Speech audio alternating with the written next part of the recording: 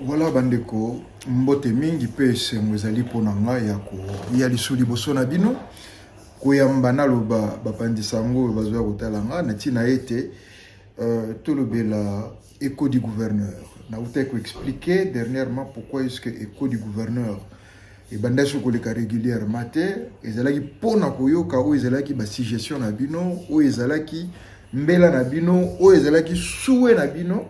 À ce qui concerne déroulement, développement, il y a magazine absolument bengi écho du gouverneur. Écho du gouverneur, il y a l'élo. Tokozongi la makami balé, il y a makashi oyo isali ba retour, ba komeli biso pe ba sengi biso to mekali susu ko magnola, ko expliquer en bonne et due forme ce que nous avons lancé comme proposition à ce qui concerne la gestion administrative et territoriale Nabiso, notamment la ville-province ya Kinshasa. Et puis, les Kambo Tolobelaki, ma Kambo ya spoliation ya terrain, Toko Lembate, ça fait partie ya droit de l'homme. Et enfin, ma Kambo Etali Nzala, Pe Bosoto, Nakati, ya commune Nabiso, Pe environnement Nabiso. Chers amis, Nalikambo etali gestion administrative et territoriale Nabiso, c'est vrai que ils ont vaste, makambo eza ebele, mais ils ont un point où ceux qui bo beti, ils ont un écho direct na population, non seulement physiquement mais aussi moralement et pesaka assurance garantie pe kimia. Ils sont liés à deuxième point dans le bas qui est spoliation y a terrain. Est-ce que moyen ezali na niveau y a hôtel de ville y a Kinshasa pour ne parler que y a ville province à Kinshasa y a qu'au publier plan cadastral y a ville province y a Kinshasa commune na commune ba meka ko tracer les biso plan cadastral toyeba lo lenge kani mboka na biso yali organisé mapangu boni to ali na yango mapangu boni ezali occupé mapangu boni ezali inoccupé ba projet nini esengel na biso ko développer face ya ba vide pe toloba ba gaspillage territorial na bengango lolenge wana ezali important. Je trouve ça inconcevable que dans une commune un bourgmestre a yebate territoire na yezo la combien de mètres carrés azali na combien ya population au bazana na kati ya circonscription na ye pe azali na combien de parcelles parce que ba conservateur baza supposé connaître plan cadastral nombre ba parcelles oyo tokoki kozala nango na kati ya province Songolo Bakala. Donc considérant que les conflits fonciers est un des éléments oyo est l'élo à la base, il y a malheur, il y a Kinois et Kinois, il y a Congolais. Ceux qui toko banongo na niveau ville province à Kinshasa, comme mekana nous koluka ba solution pour nous stabiliser, pe ko répondre évidemment na question wana ya monene ya conflit foncier à ville province à Kinshasa, na parler ba province Mosulte tozaka na ville province à Kinshasa et kozala un des grands éléments. Monsieur Constant Moutamba, Nazongeli Souyo, ministre de la Justice. L'actuel ministre, il y a administration, il y a plutôt il y a affaires foncières. Je ne connais pas de nom, Limbisanga Excellence. P, service Nabino Nyonso, to mekana nous ensemble, y compris Daniel Bumba, monsieur le gouverneur. Total, comment est-ce que Togozong sa sourire na ba Congolais, na makambo etali conflit foncier. Très particulièrement, Bandeko bakeno koluka libanda, bandeko vu koluka libanda des facilités. Les gens se battent des fois, il y a de ceux-là qui ont travaillé toute leur vie pour avoir quelques mètres carrés seulement et pas y avoir aussi sa mikolonae. Entre ba frappe, entre Borizanga Kombo, entre comme il loba 12, entre Tolobanini, escroquerie, on ne sait pas à quel pied danser. Nous avons besoin de sentir quand même l'autorité de l'État. ça fait partie, il y a Obabengaka, stabilité, il y a cadre macroéconomique, parce que Mabélé, ça fait partie des éléments, des facteurs, il y a développement sur le plan économique. Donc, il nous sera important, les lots conservateurs, on ne les voit pas.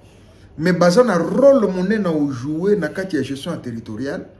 Pourquoi pas les inviter, pas parler biso sur le plan cadastral, par exemple la ville province à Kinshasa, avec un échantillon, il y a commune Mokomi Balé, surtout la commune où il y a poto, il y a conflit foncier, il y a un nouveau lotissement, il y a un nouveau dispatching, il y a, comment est-ce qu'on appelle ça,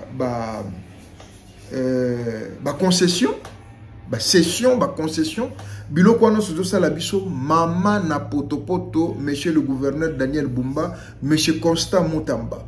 Au banda qui aspect yango pour les militaires, mais il y a beaucoup de civils victimes effectivement, il y a des trafiquants d'influence. Oyo baza kolela lelo à voix basse. Parce que ma coquille est athée. Parce que procédure judiciaire est compliquée. Parce que procédure judiciaire est coûteux. Parce qu'ils sont en face de gourous. Bateau baleki bango na makasi. Donc, conservateur s'il vous plaît, bo bimana na confort na bino, toyebi ke bolinga komona na te, mais bino boza na ba titre parcellaire. Bino bat bo pesaka yango, bino bo remplacer yango, bino bat bo géraka yango. Mais dites-nous quelque chose. Dites-nous quelque chose, chers conservateurs. Gestion ezandengeni. Combien de parcelles nous avons? Bolaksabiso, quelle est la meilleure méthode de faire pour que le gens bako y en a piège va malfrater? Pour que l'arme éthique a coulé à ce qui concerne les escroqueries, il y a territorial, il y a bankwangolo. Je ne veux pas m'attaquer aux chefs coutumiers, respect, ils sont autochtones, propriétaires des terres, mais plutôt bateau bazako utiliser justement chef coutumier pour faire asseoir l'injustice, l'escroquerie. Na makambo ne soit mabe, oyo ils ont l'élit sa population. Il y a des communes qui ont excellé dans Katabilo Kouana. Toujours le commune Ansele. Quartier Kinkole. Les gens pleurent. N'a habité combien de conflits il y en a. Moi-même, je suis descendu sur terrain. D'après mes enquêtes, 80% des dossiers pendant la justice, ils sont liés à un conflit foncier. Agence pour faire trafic d'influence. Mais cet argent, construisons, développons notre pays. Au lieu de la corruption, il y a motivation, il y a gourou nabiso. Aujourd'hui, des maisons qui doivent être construites, des investissements liés à la terre qui doivent être faits, n'est-ce pas des éléments qui contribuent à la force et l'économie nabiso? Monsieur le gouverneur, Nazo Betambela, Yambali Kamboyo, parce que bisotan autour na biso ekoya, moi Augustin Mukamba, gouverneur de la ville province de Kinshasa, territorial nde liboso, totiana no ordre bato bazala stabiliser, totia crédibilité na bato balingi ko tonga ko reconstruire ville province à Kinshasa. Ce n'est pas dans la cacophonie actuelle, ce n'est pas dans l'incertitude et l'instabilité actuelle et qu'on encourage Batoba Somba Mabele pe Batonga. Surtout ceux de la diaspora. Mauvaise expérience. Les gens préfèrent que nous Gotonga en Angola, à que nous Tonga en Congo Brazzaville, je dirais même les Rwandais, parce que à Otika Logozwaka problème il y a un conflit foncier. Il n'y a que chez nous, au Congo, Kinshasa, et surtout dans la ville-province de Kinshasa, Naba, province environnante, Ndema Kambo Ezakorege. Cher Daniel Bumba, monsieur le gouverneur, cher Constant Mutamba, ministre de la Justice, y compris les ministres des Affaires foncières, s'il vous plaît, faites quelque chose, n'attendez pas plus longtemps, faites quelque chose pour qu'il y ait solution à ce qui concerne la gestion territoriale, surtout les conflits fonciers. Mapango ya batu ezonga, ezambongo ya pasi. Ba terrain ya batu ezonga, ezalimbongo ya pasi. Ce n'est pas attendre que moto sombi a tongi bongo songolo pakala ya bobimake, ezalaki nde pananga. Ata bino moko. C'est de la mauvaise foi. C'est de l'escroquerie, c'est du vol. C'est de la sorcellerie.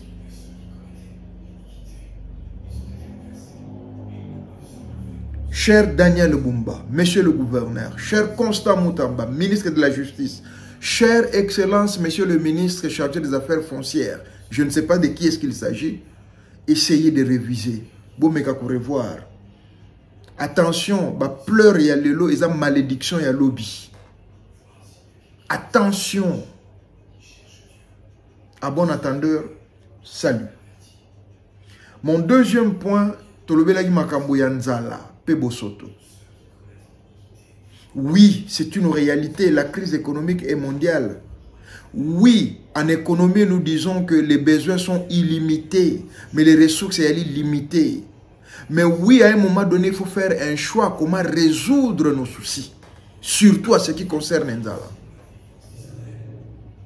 Un pays de 80%, près de 80% des terres arables, y compris dans la ville-province de Kinshasa, je dirais y compris l'ancienne province de Léopoldville, c'est-à-dire la ville-province de Kinshasa, le Congo central aujourd'hui et les grands bandundu d'hier. Et pas yoapi Foufou et Bota na pété.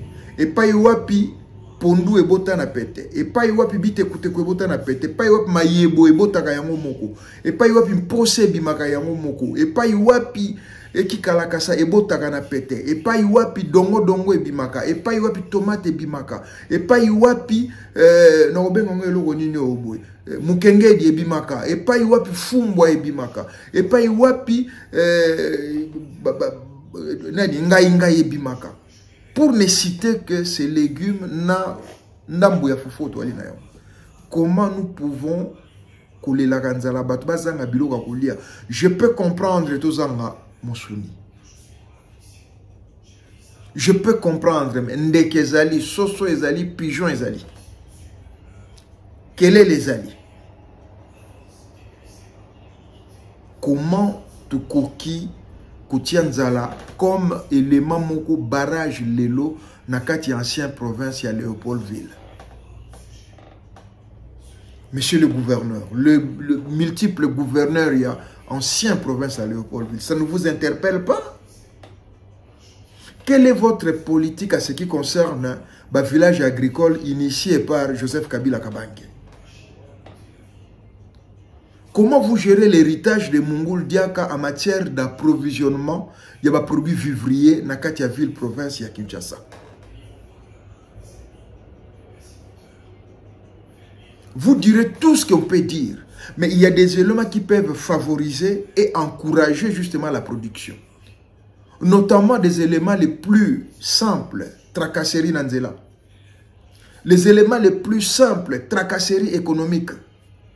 Les éléments les plus simples, évacuation. C'est-à-dire que Mouto Nyonso, Aza, qu'on produit, Aza a besoin de déboucher, Aza a besoin de marcher. Croyez-vous que si une politique se mettait en place de ravitailler et d'encourager la production, bateau vraiment, bako se lancer dans l'agriculture, il y a des produits à première nécessité? Et notre découragement, les gens peuvent produire, mais ils écoulent ça où? Ils coulent ça où plutôt? Les débouchés, les marchés. Si on n'a pas de grands commerçants, mais l'État peut créer une rubrique. Il y a que somba biloko en grande quantité, parce que plus on somba en grande quantité, le prix sera bas et ça va profiter à la population. Basomba biloko. Na kolanda ba documentaire tous les jours, voir le loma sango et mati, l'obi sakombia foufou et mati, le lendemain c'est le pain, et vous trouvez ça normal. Les économistes, où êtes-vous pour faire une étude sur ce qu'on appelle les indices de prix? La stabilité. Je m'adresse aux étudiants. À notre époque, on avait ce qu'on appelait les forums économiques. Il y avait les cafés économiques. Toutes ces institutions, on a besoin pour ne parler que de l'unukine. Et comment nini, Boubouaka, Boussaïla Mouni Batravo, Bayaya Nabino, Baene Nabino, qui ont précédé. Qui ont animé ça, certains aujourd'hui d'ailleurs, professeurs. Nzala, l'ancien province de Léopoldville. Na tout télémaga na rayon wana. Na ke na Kasaïté, na ke na province orientale te, na ke na nord sud Kivu te, na ke na Katanga te, na ke pen Équateur te. Maï tozana. Pour dire que mbiche kozanga te. Et d'ailleurs na kinkole yana à Gougou. Na bakalamu, obubenga bakalamu ba rivière, mbiche ezali. Mabele ezali. Ba jeune bazali, ba ONG ezali. Pourquoi Nzala ekoki kofanda dans l'ancienne province ya Léopoldville? Est-ce que ça a vraiment un sens? Soki boye bisinga que toi na crise ya kolia musuni ya cheval, musuni ya ngombe, musuni ya nyamazamba, je peux comprendre. Mais légumes te. En plus ba légumes, on les a ba légumes zo pesa nzoto kolongono. Eza ko batela nzoto, eza ka pona ko lia te, mais eza ko nourrir nzoto, eza ko protéger nzoto na batake belé lelo bomoni ba makambo ko mikili kili ba virus ko mi belé ba ko misela ka biso na bato na lokoso mbongo na ba. Qu'est-ce que vous faites Yabite Koute Kunabino? Qu'est-ce que vous faites Yangaïnga Inabino? Qu'est-ce que vous faites Yakatapa? Qu'est-ce que vous faites Yakikalakasa? Qu'est-ce que vous faites Yafumbwa? Qu'est-ce que vous faites Yadongo Dongo? Qu'est-ce que vous faites Yamayebo? Qu'est-ce que vous faites Yamikungu? Qu'est-ce que vous faites Yamishili? Ne parlez que de ça. Laissez-moi vous dire, Elo Omo Amouke. Est-ce que vous savez que Elo Kolokwa Dongo Dongo et qui n'importe quel traitement de diabète n'a efficacité? Est-ce que vous voyez Baramo? Est-ce que vous voyez que il y a rouge? Et ça, une efficacité makasi dans l'entretien, il y a makila circulation sanguine nabiso? Est-ce que vous voyez que aïe? Et ça, une efficacité makasi pour la tension artérielle nabiso?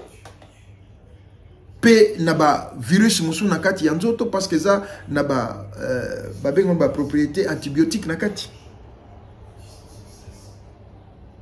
N'enviez pas seulement eux ou Taralibanda. Poisson à domicile Thomson, boy sanga il y a na protéine ni nakati na yango na après ko garder ko conserver yango miaka na milele na malili pe elibino et comme ils en asuka. Est-ce que eleki ngolo oyo bakangaka na kinkole na protéine? Tout réfléchir. Les lots aux les laguebatines sont pas envier Mbokanapso. Vous savez pourquoi est-ce qu'ils envient notre pays? C'est à cause de biloko bino ba congolais bozo comprendre été oyo batu bazali banda bazangi yango bazo comprendre. Les lots maille eau potable na Congo est alors que nous avons un grand fleuve. Les lots ont un problème d'électricité alors que nous avons des cours d'eau zoba na Congo. Bande konanga. Tukoloba makambo mbala boni po boyo kabiso. Mais nanga na zongi en tant que gouverneur pour dire que il y a aussi cette mission d'éduquer la population, d'orienter. C'est le rôle d'un leader. Il y a sa orientation dans la population. Tout le monde est assis sur la politique. Politique, on peut boyer bien moté. Kaka makele les politiques. C'est quoi la politique? Soyez des vrais leaders. Soyez des enseignants. Bolanda exemple Pierre Moulele. Bolanda exemple ya Musée. Bolanda exemple ya Mobutu qui dit que retroussons les manches. Nakweko bakisa lelo sans honte bolanda exemple ya Joseph Kabila oya tongeli bino kingakati akotonga nyonso te meya sali kingakati asali ferme espoir et belé beaucoup na ba ferme chaque samedi chaque week-end bokene na ba ferme ngwezo nourrir ni za ko apporter nini na économie. Chers étudiants en économie na sur toute l'étendue surtout bino ya inekin, essayez de faire aussi des études là-dedans. Botala non tu matuba ferme munusa koma na ferme na ye a plus value na mweza nini na économie nationale. Et comment est-ce que vous allez valoriser, comment est-ce que vous pouvez intégrer comme facteur de développement pour augmenter le PIB Yambo Cannabis. Na oke mulaite likambo bosoto propriété za likambo ya biso nyonso propriété za kaka balabala te toilette na yo liboso ya lopango na yo epa yo salaka tozala pe conscient tozonga bato botika makambo ya kubwaka kasa ya kwanga na nzela o mai elekaka eko bloquer nzela ya mai ngungi ya kobota wana typhoïde kuswa kaka yo moto liboso botika kubwaka ba pète na mai ezali malamu teza ko boma na kati ya babalabala soki l'état manifesté incapacité na eloka ba bourgmestre batika la kaka pona ko mbonga wenze bo s'organiser. Il y a aussi ce qu'on appelle les organisations citoyennes dans le sens que boyeba kozala ko organiser ba point il y a ba collecte il y a ba déchets ba bloc lokwa ba pète babiloko lokwa ba benga moni ba déchets babiloko ya cuisine o bolambelaki tout ça là botia pe ba point moko spécialisé pour na sachet botika koboka ba sachet na kati ya balabala ezo bebisa mabele mutuna mutaka ko tumba salité na butuli bo solo pango non. Créer un coin, demander au chef du quartier de vous trouver un coin où vous voyez que binonyon sur la salité sera incinérable, vous avez sika ou butumbe la kayango. Parce que bah reste nango et que servir à autre chose. To lobela ki makambo ya ba pava ba mituka ou que servir le matière première, il y en a beaucoup, cher gouverneur, surtout de la ville-province de Kinshasa, M. Daniel Bumba, il y a du boulot. Cause la kaka 200 000 aux zélatés. Certaines mesures administratives feront de toi un grand et au côté de l'histoire. Déjà, au rata qui entraîne à yo. Ndenge moko jantiningo bila rata qui sorti na ye. Essaye de te rattraper, monsieur le gouverneur. Tozo monate, tozo yokate. Honte encore de vivre que 45 jours d'assainissement, alors que l'assainissement devait être programme permanent et tikali même pour des années et des années. Je ne suis pas un donneur de leçons, mais nous avons crié à citoyen. À bon attendeur, salut.